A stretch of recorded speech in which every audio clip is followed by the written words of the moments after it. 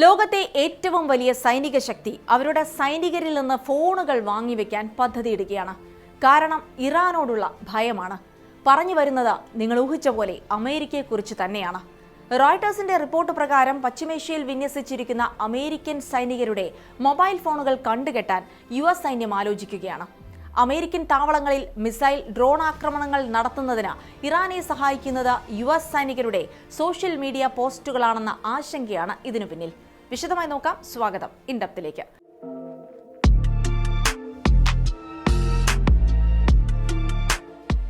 ഇറാന്റെ ആക്രമണങ്ങളെ ഭയന്ന് തങ്ങളുടെ സൈനികരുടെ ഫോണുകൾ തന്നെ കണ്ടുകെട്ടാനുള്ള ആലോചനയിലാണ് US ഭരണകൂടം. പശ്ചിമേഷ്യയിലെ സൈനിക നീക്കങ്ങൾക്ക് നേതൃത്വം വഹിക്കുന്ന അഡ്മിറൽ ബ്രാഡ് കൂപ്പറിന്റെ മുന്നറിയിപ്പിനെ തുടർന്നാണ് ഇങ്ങനൊരു അസാധാരണ നീക്കത്തിന് ട്രംപ് ഭരണകൂടം തയ്യാറാകുന്നത് എന്നാണ് വിവരം. കൂപ്പർ പറയുന്നതനുസരിച്ച് അമേരിക്കൻ താവളങ്ങളിൽ ഇറാന്റെ ആക്രമണങ്ങൾ ഫലപ്രദമാകുന്നതിന് പിന്നിൽ US സൈനികരുടെ സോഷ്യൽ മീഡിയ പോസ്റ്റുകളാണ്.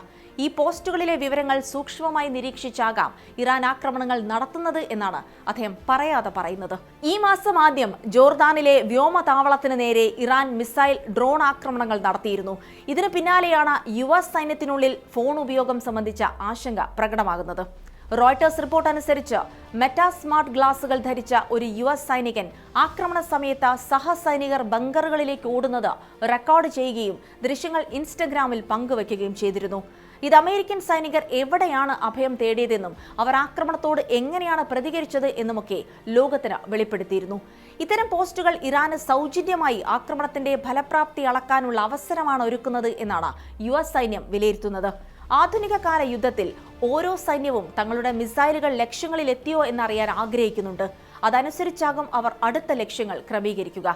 ബ്രാഡ് കൂപ്പറിന്റെ അഭിപ്രായത്തിൽ US സൈനികർ പങ്കുവയ്ക്കുന്ന വീഡിയോകളൊക്കെ ഇറാന് വലിയ സഹായങ്ങളാണ് ചെയ്തു നൽകുന്നത്. ജോർദാനിൽ നിലയുറപ്പിച്ചിരിക്കുന്ന അമേരിക്കൻ സൈനികരുടെ ഫോണുകൾ ഉടൻ തന്നെ പിടിച്ചെടുക്കുമെന്ന അറിയിപ്പ് അവർക്ക് ലഭിച്ചിട്ടുണ്ടെന്നാണ് റിപ്പോർട്ട്. പശ്ചിമേഷ്യയിലെ മറ്റിടങ്ങളിൽ വിന്യസിച്ചിരിക്കുന്ന US സേനകൾക്കും സമാനമായ നിയന്ത്രണങ്ങൾ ഏർപ്പെടുത്തുന്നതിനെക്കുറിച്ച് ചർച്ചയും നടക്കുന്നുണ്ട്. എന്നാൽ അത് സംബന്ധിച്ച് അന്തിമ തീരുമാനമൊന്നും ആയിട്ടില്ല.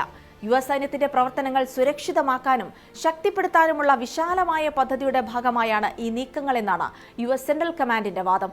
അതേസമയം അമേരിക്കൻ സൈനികർക്ക് അവരുടെ ഫോണുകൾ ഉപയോഗിക്കാൻ കഴിയാതെ വരുന്നത് സേനയ്ക്കുള്ളിൽ വലിയൊരു അതൃപ്തിക്ക് കാരണമാകും എന്നും വിലയിരുത്തലുണ്ട്. ആയിരക്കണക്കിന് മൈലുകൾ ഇപ്പുറത്തുള്ള സൈനികർ നാട്ടിലുള്ള കുടുംബങ്ങളുമായി ആശയവിനിമയം നടത്താനുള്ള ഏക മാർഗം മൊബൈൽ ഫോണുകളാണ്. അതില്ലാതാകുന്നത് അവരുടെ മാനസികാരോഗ്യത്തെ പോലും ബാധിച്ചേക്കാമെന്നാണ് പറയപ്പെടുന്നത്.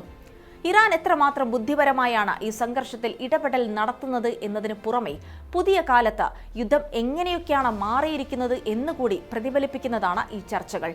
ഇന്നിപ്പോൾ മിസൈലുകൾ, ഡ്രോണുകൾ, യുദ്ധവിമാനങ്ങൾ എന്നിവ മാത്രമല്ല ഒരു യുദ്ധത്തിലെ ജയപരാജയങ്ങൾ തീരുമാനിക്കുന്നത്. ഒരു സോഷ്യൽ മീഡിയ പോസ്റ്റിന് പോലും അതിൽ നിർണായക സ്ഥാനമുണ്ട് എന്ന പാഠം കൂടി ലോകത്തെ പഠിപ്പിക്കുന്നുണ്ട് ഈ സംഭവവികാസങ്ങൾ.